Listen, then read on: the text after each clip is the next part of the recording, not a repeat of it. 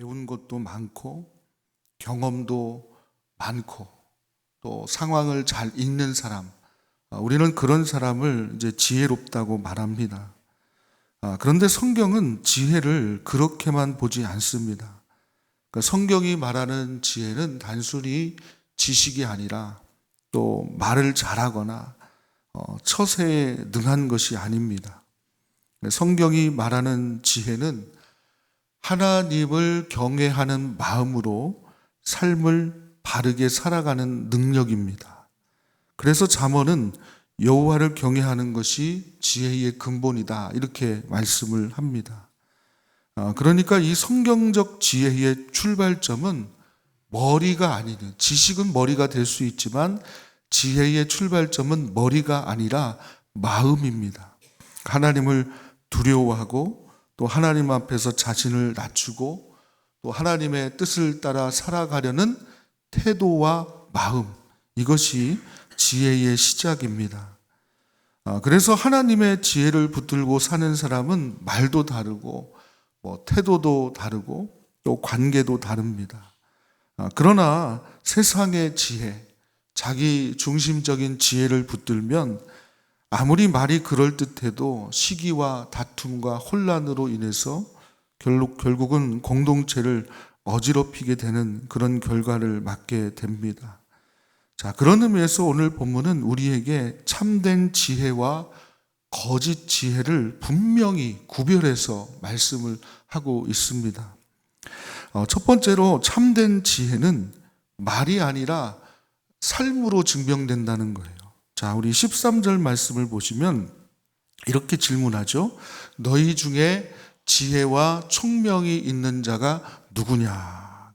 그러니까 이 질문은 단순히 누가 똑똑하냐 이런 질문이 아니라 누가 믿음의 사람답게 말하고 행동하고 있느냐, 누가 진짜 성숙한 신앙인이냐, 이렇게 묻는 질문입니다.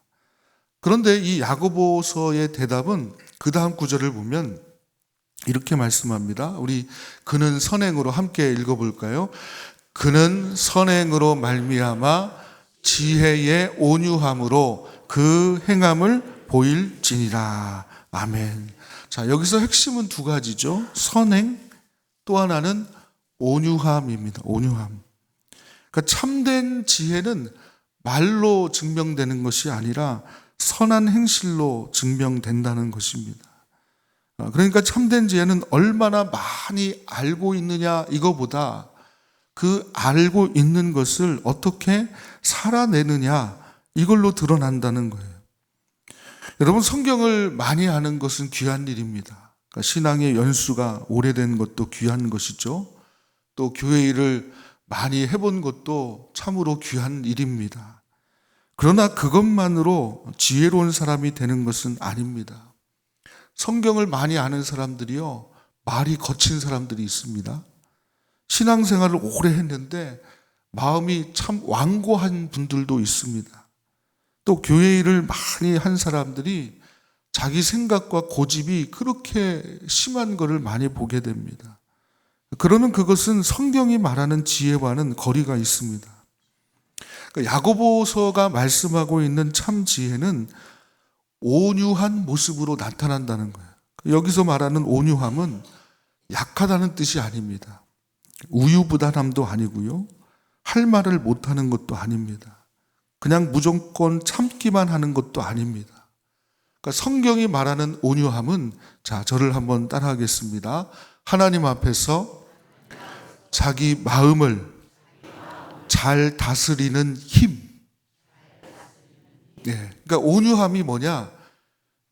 야생마가 아니라 길들인 말이라고 생각하시면 될 것 같아요. 하나님 앞에서 길들여진 말, 하나님 앞에서 내 마음을 잘 다스리는 힘입니다. 힘. 이게 성경이 말하는 온유함입니다.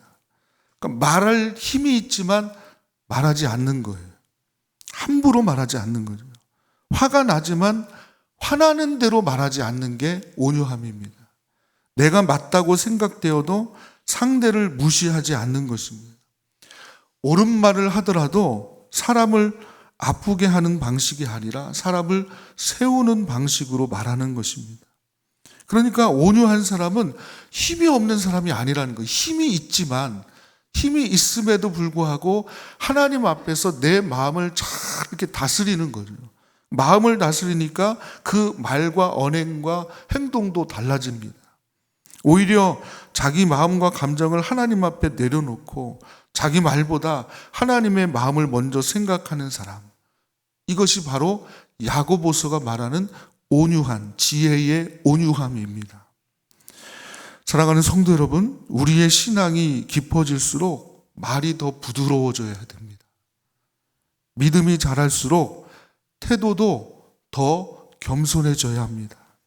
성경을 많이 알수록 사람을 더 살리는 방향으로 가야 됩니다. 물론 진리는 분명해야 합니다. 분명하게 전해야 돼요. 그러나 진리를 말하는 태도도 중요하다는 거예요. 옳은 내용을 가지고서 잘못된 마음으로 말하면 사람을 찌를 수가 있는 겁니다. 요즘에도 어떤지 모르겠어요. 예전에 저 신학교 다닐 때 서울역이나 뭐 신도림역 같은 데 가면 이렇게 예수천당, 불신지옥 이렇게 붙이고 다니는 분들 많이 봤습니다. 근데 이분들이 말하는 태도가 너무 무례해요. 야, 이 지옥 갈 놈들아, 예수 믿어야 천국 간다. 맞아요, 틀려요? 진리예요, 아니에요? 예수 믿어야 천국 간다는 말 진리입니까, 아닙니까? 진리인데 그 태도가 너무 무례해요. 그러니까 그 진리를 듣는 사람들이 오히려 거부 반응을 일으켜요. 복음의 장애가 오히려, 그걸 들은 사람들이 아유, 예수 믿어야 되겠네, 이렇게 하는 사람 한 명도 못 봤습니다. 그 지혜 없는 거예요. 지혜 없는 거. 지혜 없음이에요. 지혜 없음. 야고보서가 말하는 지혜 없는 사람들이 바로 그런 사람들인 거예요. 진리의 말씀을 좀 더 부드럽게, 또 말로만 하는 게 아니라 삶으로 보여주는 게 야고보서가 말하는 지혜의 온유한 사람이라는 겁니다. 성경적인 말을 하면서도 교만한 태도로 말하면 은혜가 아니라 상처가 될 수 있는 겁니다. 참으로 지혜로운 사람은요, 자신이 지혜롭다고 떠들지 않습니다. 그의 삶이 말해줍니다. 말하지 않아도 삶으로 보여주고 있는 거예요. 그 태도가 말해주고요, 그의 선한 행실이 말해줍니다. 그런 사람과 함께 있으면 사람들이 이렇게 막 옆에 보면 막 사람들이 세워지고, 그런 사람들 옆에는 사람들이 이렇게 몰려드는 거예요. 그러니까 여러분 가운데 내 주위에는 왜 이렇게 사람이 없지? 이러면요, 본인을 한번 잘 돌아보셔야 돼요. 왜 내 주위에 사람이 없는지. 혹시라도 내 말 가운데, 내 행실 가운데 한번 생각해 보셔야 돼요. 대화하면 마음이 막 정리가 돼요. 그렇구나. 그런 분들하고 대화하면 대화할수록 유익을 얻는 게 너무 많은 거예요. 그런 사람들하고 가까이 하고 싶은 거예요. 그런 분들이 있는 곳에는 거친 말보다 따뜻한 권면이 있고 정죄보다 회복이 있습니다. 그러니까 이것이 하나님께서 기뻐하시는 참된 지혜의 사람입니다. 자, 두 번째로 거짓 지혜는 마음속 시기와 다툼에서 시작됩니다. 자, 14절, 15절 말씀을 함께 읽겠습니다. 그러나 너희 마음속에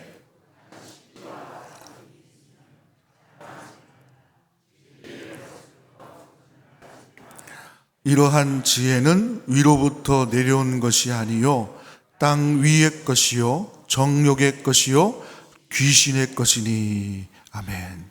자, 이 야고보서는 참된 지혜를 말한 다음에 곧바로 그 반대 거짓 지혜가 무엇인지를 말씀합니다.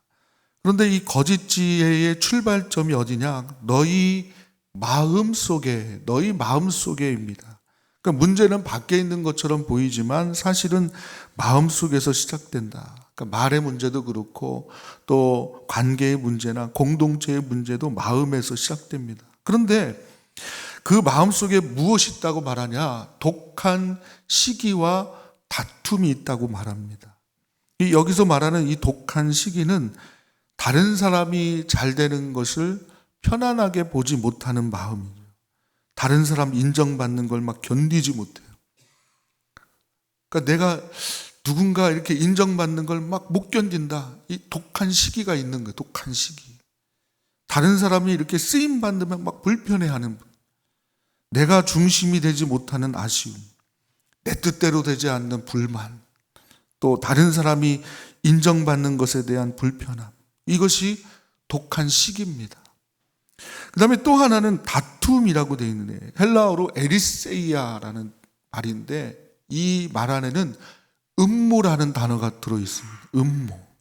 그러니까 이 다툼은 단순한 어떤 의견 차이가 아니라 자기 뜻을 관철하려는 마음으로 음모를 꾸미고 편을 가르는 거예요. 편을. 이게 다툼입니다. 편 가르게 하는 거죠.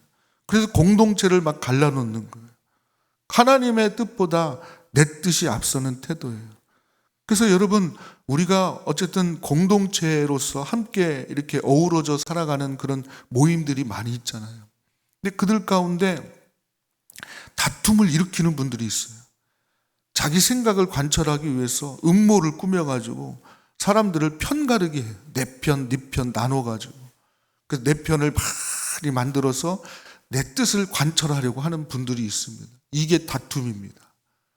그런데 무서운 건 뭐냐면 이 거짓 지혜를 15절에서는 세 가지로 설명을 하는데, 자, 15절 말씀을 보시면 이러한 지혜는 위로부터 내려온 것이 아니다 그랬습니다.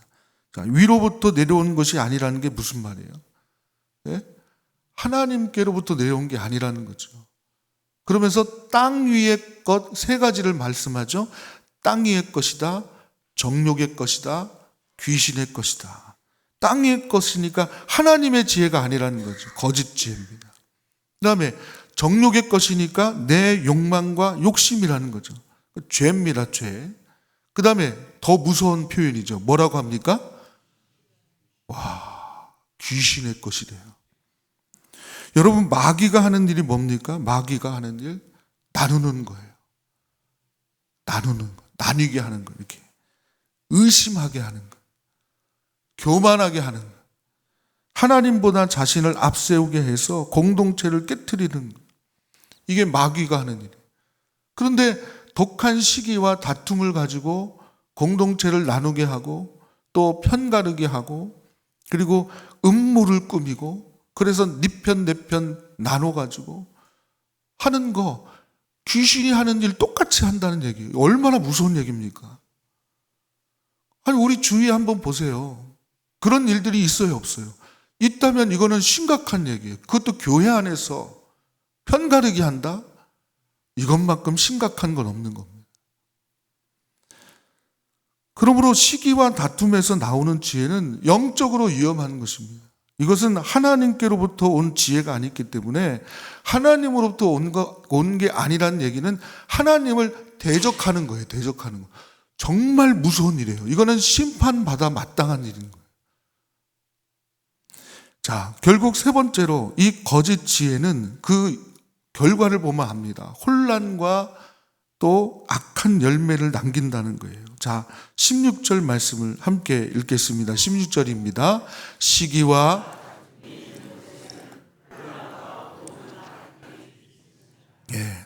뿌리가 시기와 다툼이기 때문에 그 열매는 혼란과 모든 악한 일이 있다. 당연한 것이죠. 나쁜 뿌리에서 좋은 열매가 맺힐 수가 없는 것처럼 당연한 겁니다. 시기와 다툼이 있는 곳에는 평안이 사라집니다. 사람들이 서로를 믿지 못해요. 경계해요.